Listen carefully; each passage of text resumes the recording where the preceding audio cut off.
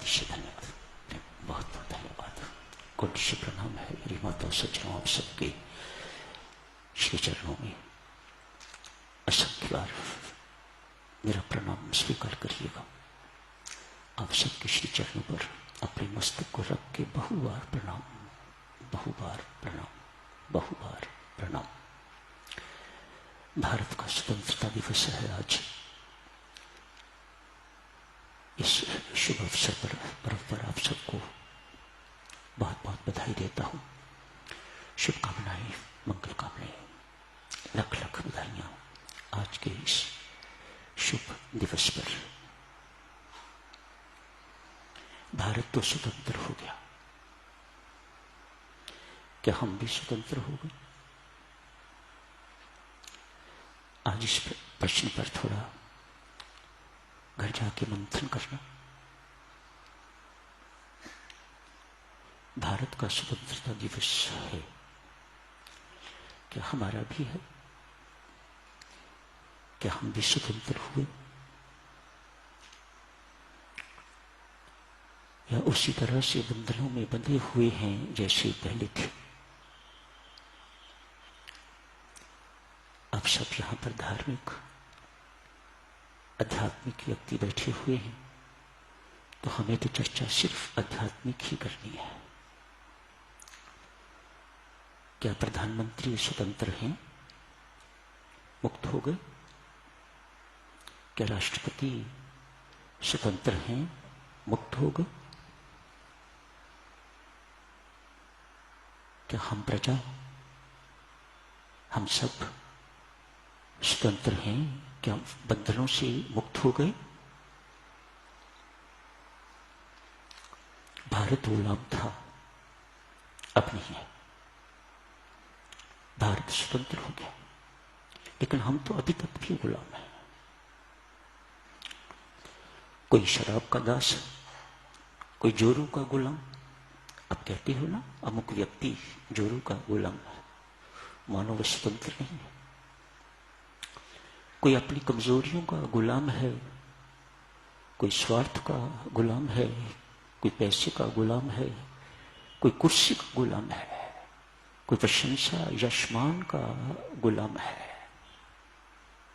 भारत ने तो अपनी गुलामी खत्म कर ली, लेकिन हमारी गुलामी, हमारी दास्ता ज्यों की त्यों बनी हुई है। कामना के दास, हमारी अमुक कामना पूरी नहीं हुई, मानो हमें संसार में कुछ भी नहीं मिला। जो मिला है उसकी तो याद ही नहीं। एक कामना अपूर्ण, मानो उसी को लेके हम आजीवन दास बने रहते हैं, तो मुक्त तो नहीं हुए। कमजोरियों के दास, व्यसनों के दास।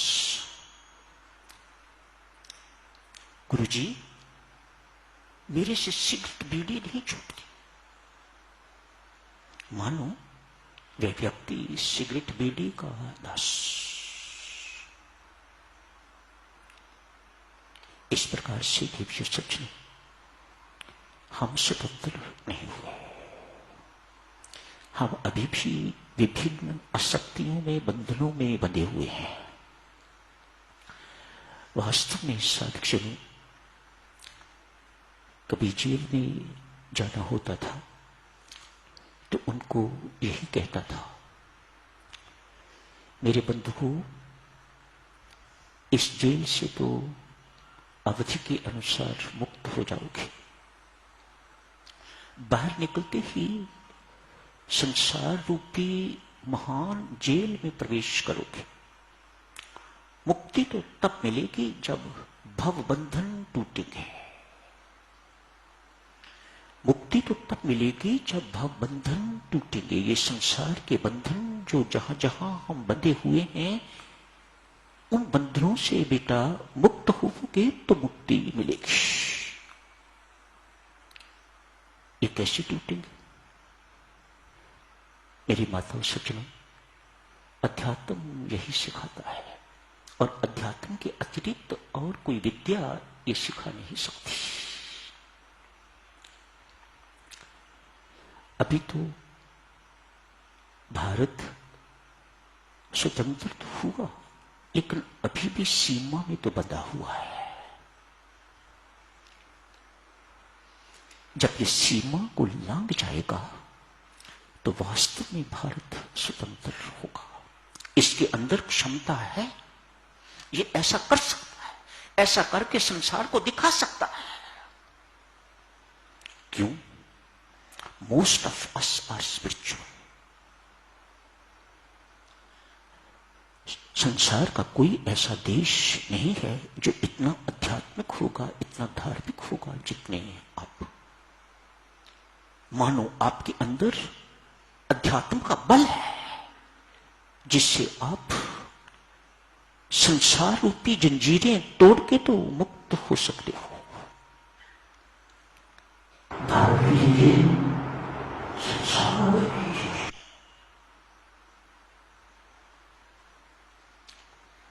भारत के साथ भारतीय रह के आप मुक्त होगो तो शायद पूर्ण रूप से मुक्ति न मिल पाए। संसार से मुक्ति,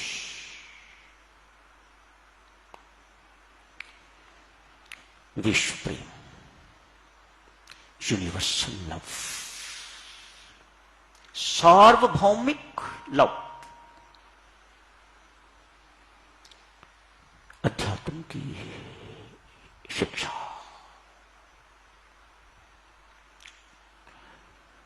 बिन साधना, बिन परमेश्वर कृपा ये उपलब्धि उपलब्ध नहीं हो पाएगी। अध्यात्म में पुरुषार्थ को साधना कहा जाता है। इंडस्ट्रियलिस्ट बनके ये उपलब्धि नहीं हो पाएगी। किसी बड़े इंस्टीट्यूट के डायरेक्टर बनके, प्रधानमंत्री बनके, राष्ट्रपति बनके, बहुत बड़े डॉक्टर बनके ये उपलब्धि नहीं हो पाएगी। वह लाइनें अलग हैं। मुक्ति चाहते हो तो आपको साधना करनी पड़ेगी। और साधना किस लिए? ताकि आप परमात्मा की कृपा के पात्र बन सको। तब हम मुक्त होंगे। सब अशक्तियां, सब तरह के बंधन, हमारे पांव में जो बेड़ियां पड़ी हुई हैं, हमारे हाथों में जो अव्यक्त ना दिखाई देने वाली हथकड़ियां लगी हुई हैं, जब तक वह टूटती नहीं है, जब तक वह छूटती नहीं है, देवियों सज्जनों, हम मुक्त नहीं होंगे। हाँ, हमारा भारत स्वतंत्र हो गया है। हमने उसी साधना के अंतर्गत साधन चर्चा चल रही है। एक अंग की, उस साधना का एक अंग चर्चा का विषय है, ईमानदारी और मेहनत की कमाई। आप सोचो कि इसके बिना आप मुक्त हो जाओगे? सिर्फ राम राम जप के लाखों की संख्या में, तो भैया मेरी तुच्छ बुद्धि, मेरी माताओं कहती है कि यह संभव नहीं है। राम राम तो जपो, लेकिन जीवन दुराचारी हो, अनाचारी जीवन हो, सदाचारी जीवन न हो, मुझे नहीं लगता कि आप कभी बंधन तोड़ पाओगे। कम से कम इस जन्म में तो नहीं, अगले का परमात्मा जाने।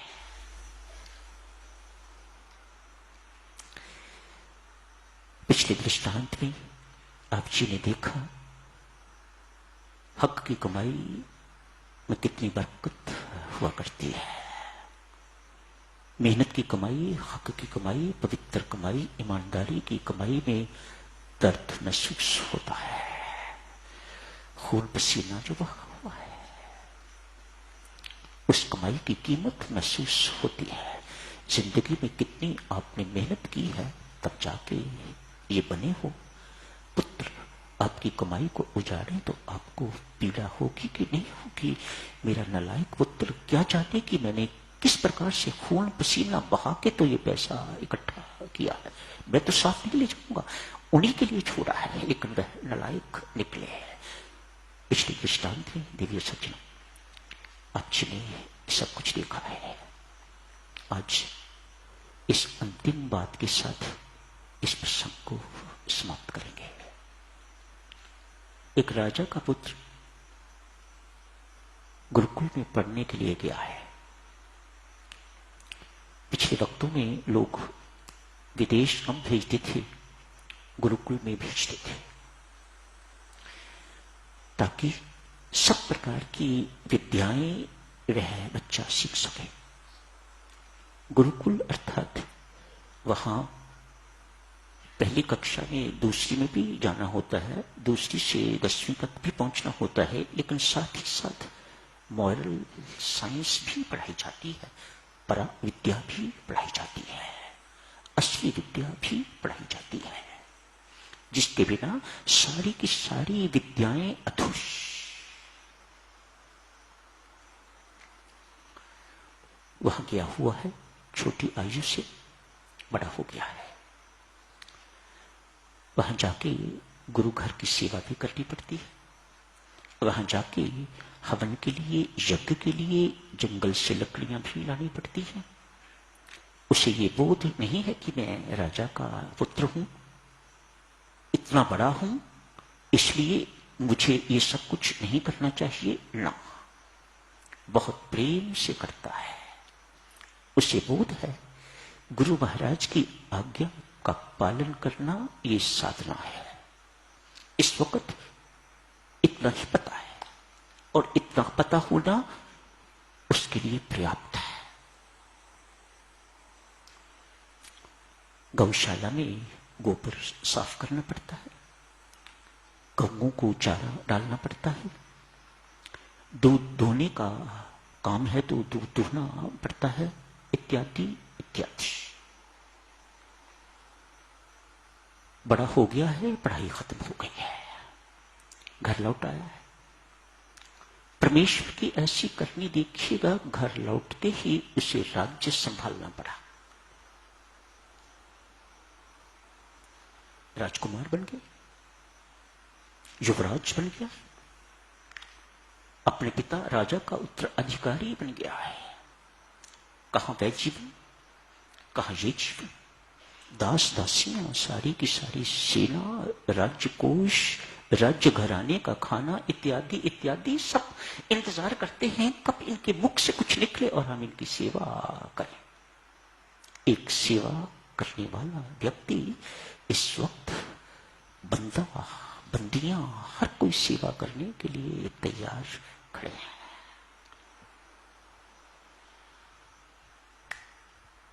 इसकी समझदारी, इसने अपने गुरुकुल के दिन भूले नहीं।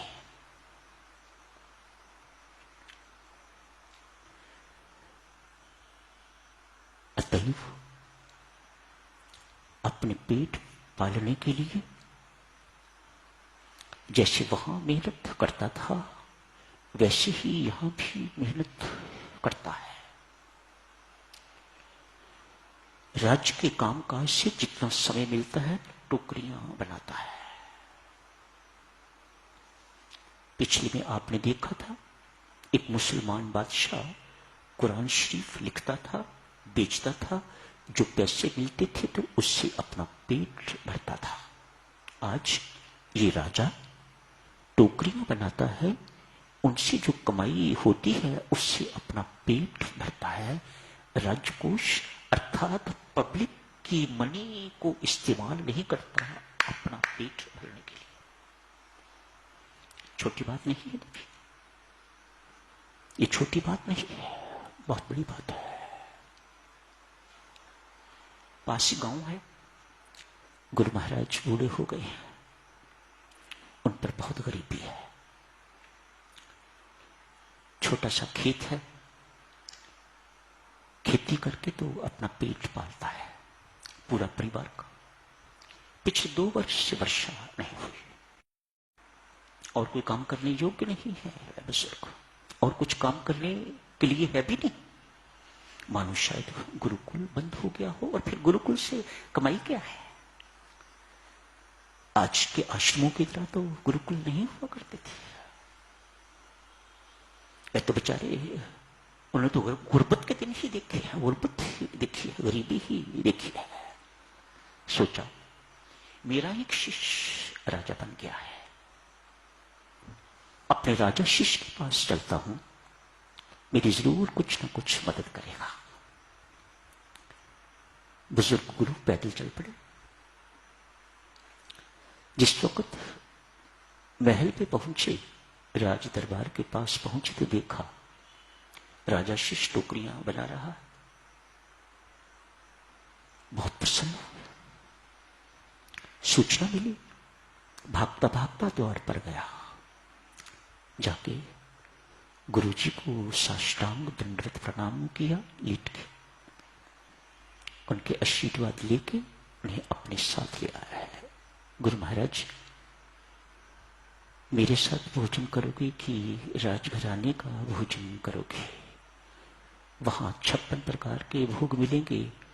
मेरे गरीब के पास दाल रोटी एवं साग, 3 चीजें कही, दाल रोटी एवं साग। गुरु महाराज ने कहा, बेटा बहुत देर के बाद भोजन करना है, तेरे साथ ही करूंगा। कुछ दिन वहां रहने के बाद राजा ने कहा, गुरु महाराज जाने से पहले मैं कुछ आपको भेंट करना चाहता हूं। गुरु महाराज ने मन ही मन सोचा, मैं आया ही भेंट लेने के लिए, अभी कोई चर्चा ही नहीं हुई इस बात पर, फिर मैं आया ही हूं कि राजा मेरी कुछ सहायता करेगा। जाने का समय आ गया। राजा ने एक ट्रंक खोला, एक ट्रंक खोल के छोटी सी पोटली उसमें से निकाली और उस पोटली को खोल के गुरु महाराज के सामने ही एक छोटा सा चांदी का सिक्का दिया। गुरु महाराज उस चांदी के सिक्के को पाके बहुत चकित भी हैं और मन ही मन सोचा, ये क्या दे रहा है मुझे, मेरा क्या बनेगा इससे? छोटा सा चांदी का सिक्का। गुरु गुरु ठहरे, सहर्ष स्वीकार करके तो चल पड़े हैं। परमेश्वर की करनी देखो देवियों सज्जनों, ऋतु परिवर्तन हुआ है, बहुत वर्षा हुई। उस चांदी के सिक्के का बीज खरीदा, बीज बोया, खेत लहला रहे हैं। गुरु महाराज के पास शब्द इस प्रकार के हैं, इतना पैसा हो गया जैसे पैसे के ऊपर से वर्षा हो रही है। ये शब्द प्रयोग किए हुए हैं उस कहानी में, ऐसे पैसे जैसे पैसे की वर्षा हो रही हो। गुरु महाराज बहुत अमीर हो गया है। कुछ ही महीनों में, कुछ वर्ष नहीं लगे, कुछ ही महीनों में ऐसा हो गया है। व्यापारी जैसे होते हैं, धन्यवाद करने के लिए ये सिक्का कैसा चमत्कारी था, इसलिए हमारे दिन बदल दिए, हमारा सब कुछ बदल दिया। धन्यवाद करने के लिए बिटिया राजा के पास गए, पूछा, पुत्र यह कैसा चमत्कारी सिक्का था, मेरा जीवन ही बदल गया, मेरा सब कुछ ही बदल गया। सेठ सोहनलाल को बुलाया है। राजा ने हुक्म दिया सेठ सोहनलाल को बुलाया जाए। आके बही खाता लेके आओ, अपना बही खाता लेके आओ सेठ सोहनलाल। गुरु महाराज के साथ ही बैठे। पिछले साल कितना पैसा कहां कहां खर्च किया मुझे देख के बताओ।